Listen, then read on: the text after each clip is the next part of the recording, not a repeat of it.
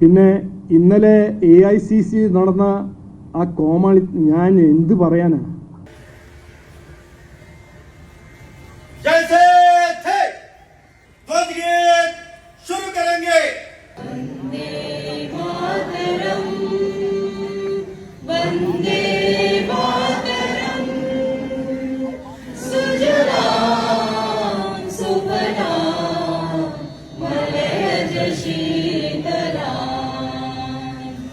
നാടിനെ വിഭജിക്കാൻ ഈ മുഹമ്മദ് അലി ജിന്ന ചെയ്ത കാര്യങ്ങൾ ഇനിയിപ്പോ ഇവിടെ കുഞ്ഞാലിക്കുട്ടിയും അവരുടെ ഇന്ത്യൻ യൂണിയൻ മുസ്ലിം ലീഗും ജമാഅത്തെ ഇസ്ലാമി ശ്രമിച്ചാൽ ഞങ്ങളത്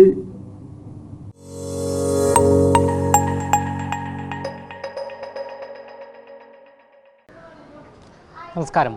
സ്വാതന്ത്ര്യദിനത്തിൽ വന്ദേ മാതരം ആലപിച്ചതുമായി ബന്ധപ്പെട്ടുള്ള വിവാദം വീണ്ടും കത്തിപ്പുകഞ്ഞുകൊണ്ടിരിക്കുകയാണ്. കേരളത്തിൽ മാത്രം എന്തുകൊണ്ടാണ് ഇത്തരത്തിൽ നടക്കുന്നത് എന്നാണ് BJPയുടെ സംസ്ഥാന നേതൃത്വം ചോദിക്കുന്നത്. ഈ ഒരു സാഹചര്യത്തിൽ BJPയുടെ സംസ്ഥാന അധ്യക്ഷൻ രാജീവ് ചന്ദ്രശേഖർ ഇപ്പോൾ മാധ്യമങ്ങളോട് പ്രതികരിക്കുകയാണ്.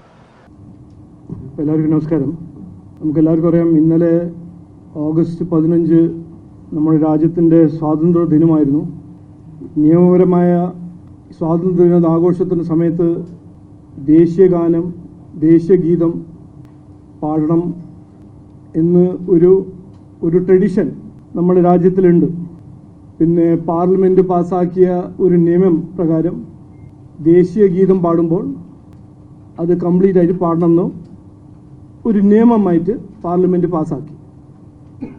അത് കഴിഞ്ഞിട്ട് ആദ്യത്തെ സ്വാതന്ത്ര്യ ദിനമായിരുന്നു ഇന്നലെ. ഇന്ത്യ രാജ്യത്തെ എല്ലാ സംസ്ഥാനത്തിൽ അത് സ്മൂത്തായിട്ട് നടന്നു. എല്ലായിടത്തും ഫ്ലാഗ് ഹോയിസ്റ്റിങ്ങും ദേശീയഗീതവും ദേശീയഗാനം അത് ഏത് സർക്കാരാണെങ്കിലും എവിടെയാണെങ്കിലും അത് പാടി. ജമ്മു കശ്മീർ, ഹിമാചൽ പ്രദേശ്, ഉത്തർപ്രദേശ്, ഉത്തരാഖണ്ഡ്, തെലങ്കാന, കർണാടക, ആന്ധ്രാപ്രദേശ്, തമിഴ്നാട് എല്ലാ സംസ്ഥാനത്തിലും സ്വാതന്ത്ര്യദിനം ഇന്നലെ അവിടുത്തെ സർക്കാരും അവിടുത്തെ ജനങ്ങൾ സെലിബ്രേറ്റ് ചെയ്തു. നമ്മുടെ രാജ്യം ഇന്ത്യ ഒരു ഭരണഘടന വഴി ഭരിക്കുന്ന ഒരു സംവിധാനമാണ് നമ്മുടെ നാട്ടിൽ. നിയമപരമായ ഭരണം, നിയമ സംവിധാനം, റൂൾ ഓഫ് ലോ, കോൺസ്റ്റിറ്റ്യൂഷൻ ഉള്ള ഒരു രാജ്യമാണ്. നമ്മൾ ചൈന അല്ല, റഷ്യ അല്ല, മിഡിൽ ഈസ്റ്റിൻ്റെ ഒരു രാജ്യമല്ല. ഇവിടെ ഒരു റിട്ടൺ കോൺസ്റ്റിറ്റ്യൂഷൻ ഉണ്ട്, ഒരു റിട്ടൺ റൂൾ ഓഫ് ലോ ഉണ്ട്. പക്ഷെ നമ്മൾ ഇന്നലെ കണ്ടത് എന്താണ്? കേരളത്തിൽ മാത്രം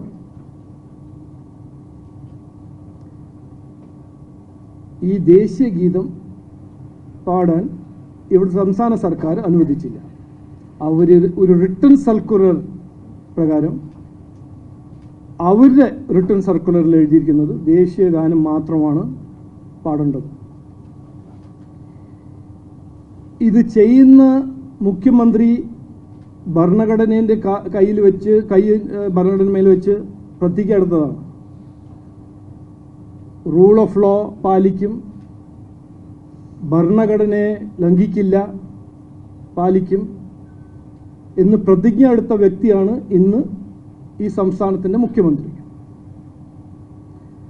അപ്പോൾ ഇതിനെക്കുറിച്ച് രണ്ട് കാര്യങ്ങൾ ഇന്ന് ഞങ്ങൾ കൃത്യമായി BJP പറയാൻ ആഗ്രഹിക്കുന്നു. ഞങ്ങളുടെ നിലപാട് ഇതിനെക്കുറിച്ച് എന്താണെന്ന് ഞാൻ ജനങ്ങളുടെ മുമ്പിൽ വയ്ക്കാൻ ആഗ്രഹിക്കുന്നു. ഒന്ന്, ഇതിലൊരു സംശയമില്ല, ഈ സർക്കാർ, VD സതീശൻ നയിക്കുന്ന ഈ സർക്കാർ രാജ്യത്തിൻ്റെ നിയമങ്ങൾ പാലിച്ചിട്ടില്ല, നിയമങ്ങളെ ലംഘിച്ചു. ഇത് ഈ നാട്ടിൽ, ഈ രാജ്യത്തിൽ ഏത് നിയമങ്ങൾ പാലിക്കാൻ താല്പര്യമില്ല, അത് തീരുമാനിക്കാൻ ആർക്കും അനുവാദമില്ല. നിയമങ്ങൾ പാലിക്കണം, നിയമങ്ങൾ ലംഘിച്ചാൽ അതിൻ്റെ കോൺസിക്വൻസസ് ഉണ്ടാവും എന്ന് ഇന്ന് ഞങ്ങൾ പറയാൻ ആഗ്രഹിക്കുന്നു. അതിൽ ഒരു സംശയം ഉണ്ടാകാൻ പാടില്ല. എന്തായിരിക്കും കോൺസിക്വൻസസ്? അത് ലീഗലായിരിക്കോ, പൊളിറ്റിക്കലായിരിക്കോ, ലീഗലും പൊളിറ്റിക്കലായിരിക്കോ? ഇതെല്ലാം വരാൻ പോകുന്ന ദിവസങ്ങൾ ഞങ്ങൾ അതെല്ലാം ജനങ്ങളുടെ മുമ്പിൽ ഞങ്ങൾ മുമ്പോട്ട് അവതരിപ്പിക്കും. പക്ഷേ ചെയ്തത് ഇതിലാർക്കും ഒരു സംശയം ഉണ്ടാകാൻ പാടില്ല. റൂൾ ഓഫ് ലോയിൽ വിശ്വസിക്കുന്ന ആരാണെങ്കിലും ഭരണഘടനയിൽ വിശ്വസിക്കുന്ന ആരാണെങ്കിലും എല്ലാവർക്കും ഒരു സംശയവും ഉണ്ടാവാൻ പാടില്ല. ഇന്നലെ ഭരണഘടനയും ലംഘിച്ചു, നിയമ സംവിധാനത്തിനെയും ഈ സർക്കാർ മനഃപൂർവ്വം ലംഘിച്ചു. രണ്ടാമത്തെ കാര്യം, ഇത് കർണാടകയിൽ കോൺഗ്രസ് സർക്കാർ ദേശീയ ഗീതം പാടുമ്പോൾ തെലങ്കാനയിൽ കോൺഗ്രസ് സർക്കാർ ദേശീയ ഗീതം പാടുമ്പോൾ ഹിമാചൽ പ്രദേശിൽ BJP അല്ലാത്ത കോൺഗ്രസ് സർക്കാർ ദേശീയ ഗീതം പാടുമ്പോൾ ജമ്മു ആൻഡ് കശ്മീർ ഒരു മുസ്ലിം മെജോറിറ്റി സ്റ്റേറ്റിൽ ദേശീയ ഗീതം പാടുമ്പോൾ എന്തുകൊണ്ട് കേരളത്തിൽ മാത്രം, എന്ത് കാരണവശാലാണ് ഈ കേരളത്തിൽ മാത്രം ഇത് നടക്കുന്നത്? ഇത് ചോദിക്കേണ്ട ഒരു ചോദ്യമാണ്. ഇതിന്റെ മറുപടി ഞങ്ങൾ നിലമ്പൂർ ബൈ ഇലക്ഷന്റെ സമയത്ത് ഞാൻ പറഞ്ഞൊരു കാര്യം, പാർട്ടി മുമ്പോട്ട് വെച്ചൊരു കാര്യം ഞാൻ ഇന്ന് ജനങ്ങളെ ഓർമ്മിപ്പിക്കുന്നു. ഇന്ത്യൻ യൂണിയൻ മുസ്ലിം ലീഗും ജമാഅത്തെ ഇസ്ലാമിനെയും കേരള രാഷ്ട്രീയത്തിൽ മെയിൻ സ്ട്രീം ചെയ്ത് അവർ ഭരണത്തിനെ കൺട്രോൾ ചെയ്യാൻ തുടങ്ങിയാൽ അപകടം ഇവിടെ ഉണ്ടാവും എന്ന് ഞങ്ങൾ അന്ന് പറഞ്ഞതാണ്. 80 കൊല്ലം മുമ്പേ ഈ ഇന്ത്യനെ പാർട്ടിഷൻ ചെയ്തത് ഇന്ത്യൻ മുസ്ലിം ലീഗും അത് നയിക്കുന്ന ജിന്നയായിരുന്നു. ഇന്ന് മറ്റൊരു സംസ്ഥാനത്തിൽ ഒരു വിഷയമില്ല, പ്രശ്നമില്ല. പക്ഷെ ഇവിടെ മാത്രം ഈ പ്രശ്നമുണ്ട്. എന്താണ് അതിന്റെ കാരണം? ഇന്ത്യൻ യൂണിയൻ മുസ്ലിം ലീഗും ജമാഅത്തെ ഇസ്ലാമിയും കൺട്രോൾ ചെയ്യുന്ന VD സതീശന്റെ സർക്കാർ. ഞാനിത് ഒരു രാഷ്ട്രീയത്തിന് വേണ്ടിയിട്ടോ ഒരു വിവാദം സൃഷ്ടിക്കാനല്ല പറഞ്ഞത്. ഏറെ ഉത്തരവാദിത്വം കൊണ്ടും റെസ്പോൺസിബിലിറ്റി പറയുന്ന എന്താണ് വ്യത്യാസം കർണാടകയും കേരളത്തിലും, എന്താണ് വ്യത്യാസം തെലങ്കാനയും കേരളത്തിന്റെ കോൺഗ്രസ് ഭരണത്തിൽ? ഒരൊറ്റ വ്യത്യാസമേ ഉള്ളൂ. ഇന്ത്യൻ യൂണിയൻ മുസ്ലിം ലീഗ് ജമാഅത്തെ ഇസ്ലാമിന്റെ ഈ സർക്കാരിന്റെ മേൽ ഒരു ഇൻഫ്ലുവൻസ് അല്ല, കൺട്രോൾ. മുസ്ലിംസിന് ഇതൊരു ഇഷ്യൂ അല്ല, ക്രിസ്ത്യാനികൾക്കൊരു ഇഷ്യൂ അല്ല, ഹിന്ദുക്കൾക്കൊരു ഇഷ്യൂ അല്ല. ദേശീയ ഗീതം, ദേശീയ ഗാനം അവരാരെയും ബാധിക്കുന്നില്ല. ഒന്ന് ആലോചിക്കൂ.